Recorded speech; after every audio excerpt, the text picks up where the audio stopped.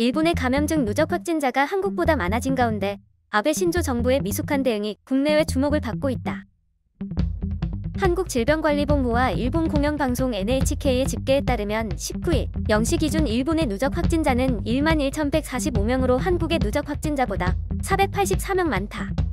이처럼 일본의 확진자 수가 한국을 추월했다는 단순한 사실보다 양국의 방역 대응 차이는 확진자의 구성을 들여다보면 더욱 극명하게 드러난다.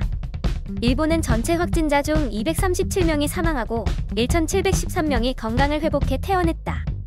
나머지 9,195명은 병원이나 숙박시설 등에 격리된 채 환자 상태로 남아있는 셈이다.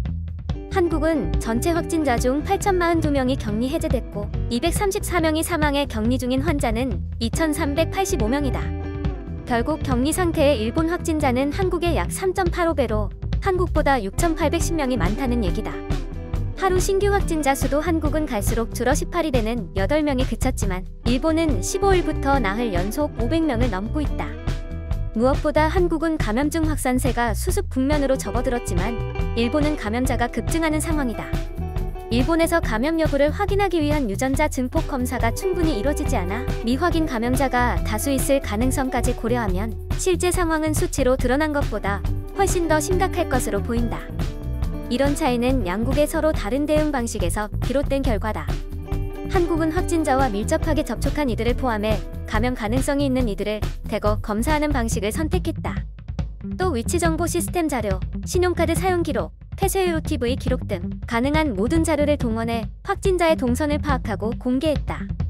이런 대응에 힘입어 한국은 최근 2주간 확진자 424명 중 96.7%의 감염 경로를 파악했다.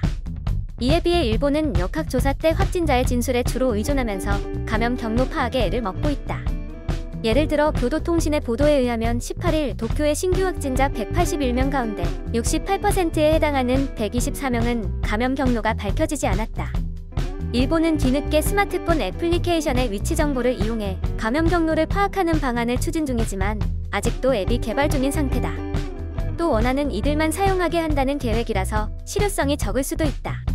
특히 일본은 일반 환자나 경증 환자가 병원에 몰리면서 중증 환자를 제대로 치료하지 못하는 상황을 막겠다며 일정 기준을 충족한 이들만 선별해 검사하는 시스템을 선택했다.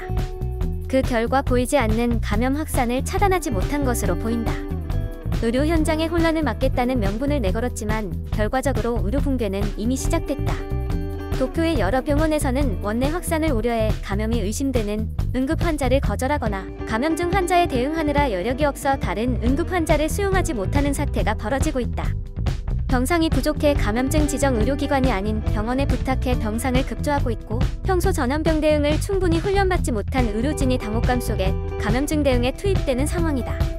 오사카시에서는 방호복이 부족해 대용품으로 비옷을 사용하는 등 의료용품 부족 상태도 심각하다. 이에 아베 신조 총리가 사과하기도 했다.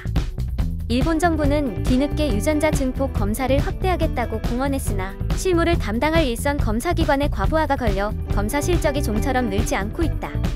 일본은 2월 초 요코하마항의 정박한 크루즈선 다이아몬드 프린세스호에서 확진자가 대거 나오는 등 한국보다 일찍 감염 확산 사태를 겪었지만 현재와 같은 심각한 상황이 벌어질 때까지 제대로 준비하지 않은 모습이다.